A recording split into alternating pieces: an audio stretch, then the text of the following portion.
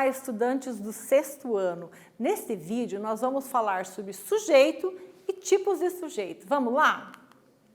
Professora, toda oração tem sujeito? Bom, vamos lá.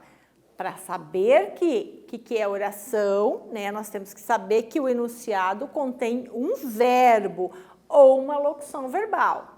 Oração tem que ter verbo ou locução verbal. Qual é a diferença, professora, entre verbo e locução verbal? O verbo é uma palavrinha só. Sonhei, cantei. Locução verbal, estava cantando, estava chorando, estava brincando, 2 verbos juntos, mas ele tem sentido de um só. Eles têm que estar juntinhos para ser uma locução verbal, ok? Vamos ler a tira. Faltou água? Aqui em casa não temos esse problema. Quem diria? A solução caiu do céu. Nessa tira, Armandinho apresenta uma estratégia para armazenar a água da chuva em caixas d'água, como forma de evitar desperdício. Vamos descobrir que tipo de sujeito nós temos nessa tira. Faltou água? Aqui em casa não temos esse problema. Quem diria? A solução caiu do céu. A maioria das orações tem sujeito e eles se dividem em sujeito simples, sujeito composto, sujeito desinencial, sujeito indeterminado e orações sem sujeito. Nós vamos ver algum desses hoje, o sujeito simples, o composto e o desinencial. Vamos ver a diferença, como que eu consigo identificar cada um deles e classificá-los, né? Sujeito simples, formado por um único núcleo. Então, dentro do meu sujeito, eu vou ter uma palavra importante, uma palavra significativa. Dá um exemplo, professora. A chuva foi intensa, né?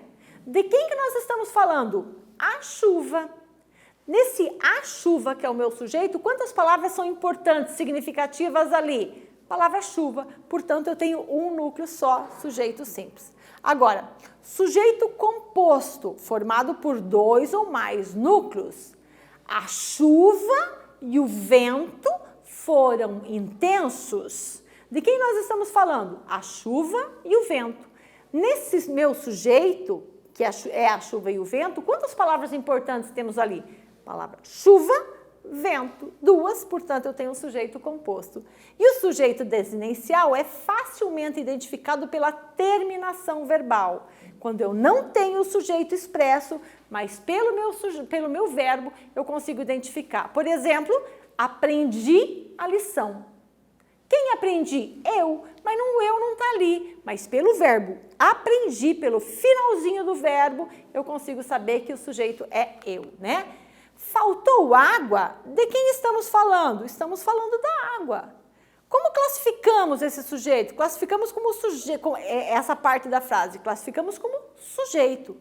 E como que nós vamos identificar? O sujeito água apareceu depois do verbo faltou. Aqui nós fizemos uma inversão. Água faltou seria a ordem direta, na tira apareceu faltou água. Não faz diferença alguma, é só uma questão de organização na frase. Aqui em casa não temos esse problema. Nós é o sujeito desinencial. Mas, professora, não tem nós ali na frase. Não tenho nós, mas tenho temos. E pela terminação do verbo ter, eu sei que é o nós.